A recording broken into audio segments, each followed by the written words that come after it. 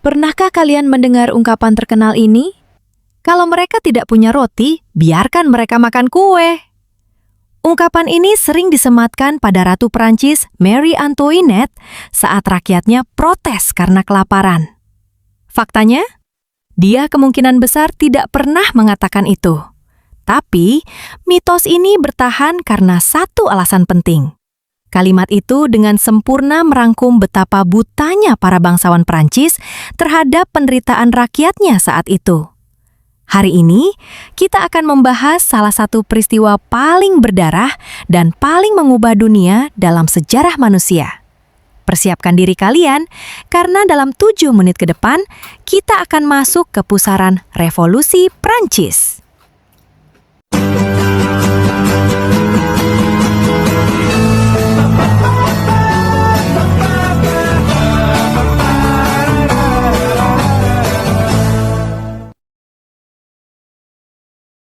Mari kita mundur ke tahun 1780-an.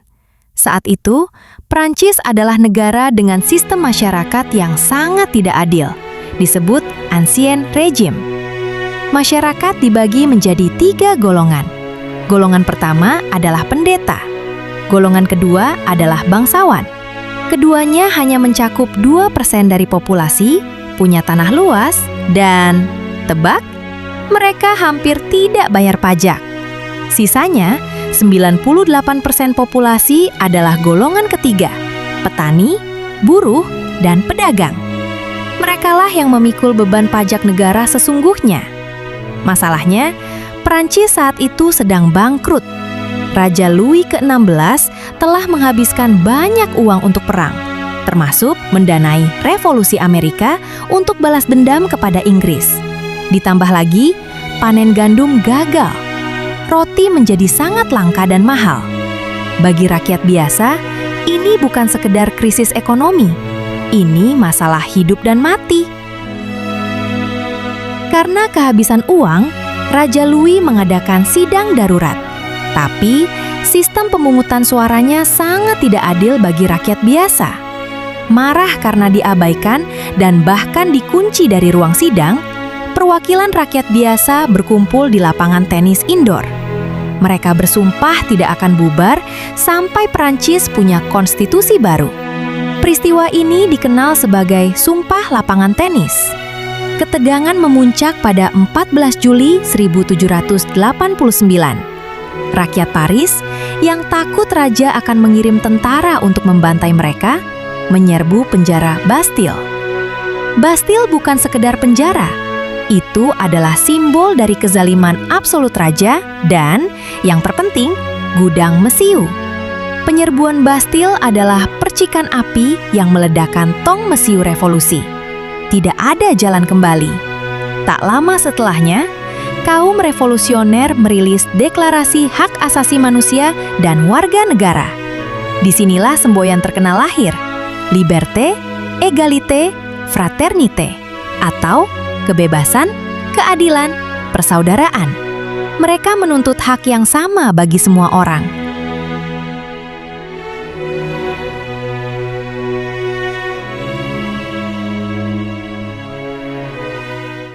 Lalu, bagaimana nasib Raja Louis ke-16? Dia dan keluarganya mencoba kabur dari Prancis, tapi tertangkap. Tindakan ini dianggap sebagai pengkhianatan tingkat tinggi. Pada Januari 1793, sang raja yang dulu dianggap memiliki kuasa dari Tuhan, dieksekusi menggunakan penemuan baru yang seolah efisien namun menakutkan, gilotin. Marie Antoinette menyusul beberapa bulan kemudian. Kematian raja nyatanya tidak menghentikan kekacauan. Prancis justru masuk ke fase paling kelam, pemerintahan teror atau Reign of Terror. Dipimpin oleh Maximilien Robespierre yang radikal, revolusi berubah menjadi paranoid. Siapapun yang dicurigai menentang revolusi, bahkan karena alasan sepele sekalipun, akan dikirim ke gilotin.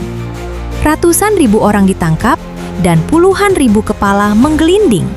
Ironisnya, Teror ini baru berakhir ketika Robespierre sendiri akhirnya dieksekusi dengan gilotin yang sama pada tahun 1794. Revolusi Prancis meninggalkan negara itu dalam keadaan hancur, namun sepenuhnya berubah. Sistem feodal hancur selamanya. Gereja kehilangan kekuatan politiknya. Kekacauan ini akhirnya menciptakan celah bagi seorang jenderal muda yang brilian untuk mengambil alih kekuasaan pada tahun 1799. Namanya Napoleon Bonaparte. Revolusi Prancis mungkin penuh darah dan teror, tapi ide-idenya bahwa kedaulatan ada di tangan rakyat, bukan di tangan raja, menyebar ke seluruh dunia dan membentuk fondasi demokrasi modern yang kita nikmati saat ini. Bagaimana menurut kalian? Apakah kekerasan dalam revolusi tersebut bisa dibenarkan demi mencapai kesetaraan? Tulis pendapat kalian di kolom komentar.